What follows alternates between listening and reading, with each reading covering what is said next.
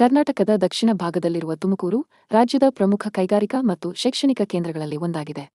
ಇದನ್ನು ಕಲ್ಪತರು ನಾಡು ಎಂದು ಕರೆಯಲಾಗುತ್ತದೆ, ಏಕೆಂದರೆ ಇಲ್ಲಿ ತೆಂಗಿನ ಮರಗಳು ಹೇರಳವಾಗಿವೆ.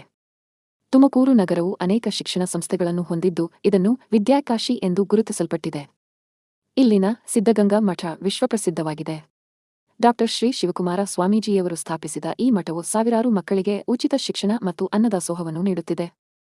ತುಮಕೂರು ವೇಗವಾಗಿ ಬೆಳೆಯುತ್ತಿರುವ ಕೈಗಾರಿಕಾ ಪ್ರದೇಶವಾಗಿದೆ. ಭಾರತದ ಅತಿದೊಡ್ಡ ಹೆಲಿಕಾಪ್ಟರ್ ತಯಾರಿಕಾ ಘಟಕ HAL ಇಲ್ಲಿನ ಗುಬ್ಬಿ ತಾಲೂಕಿನಲ್ಲಿದೆ. ದೇವರಾಯನದುರ್ಗವು ಸುಂದರವಾದ ಬೆಟ್ಟ ಮತ್ತು ನರಸಿಂಹಸ್ವಾಮಿ ದೇವಸ್ಥಾನಕ್ಕೆ ಪ್ರಸಿದ್ಧವಾಗಿದೆ. ಮಧುಗಿರಿಯಲ್ಲಿನ ಏಕಶಿಲಾ ಬೆಟ್ಟವು ಏಷ್ಯಾದಲ್ಲೇ 2ನೇ ಅತಿದೊಡ್ಡ ಏಕಶಿಲಾ ಬೆಟ್ಟವಾಗಿದೆ. ಯಡಿಯೂರು ಪಟ್ಟಣವು ಸಿದ್ಧಲಿಂಗೇಶ್ವರ ಸ್ವಾಮಿ ದೇವಸ್ಥಾನಕ್ಕೆ ಪ್ರಸಿದ್ಧ. ಶಿವಗಂಗೆ ಬೆಟ್ಟವು ಚಾರಣಕ್ಕೆ ಮತ್ತು ಧಾರ್ಮಿಕವಾಗಿ ಪ್ರಸಿದ್ಧವಾದ ಬೆಟ್ಟ.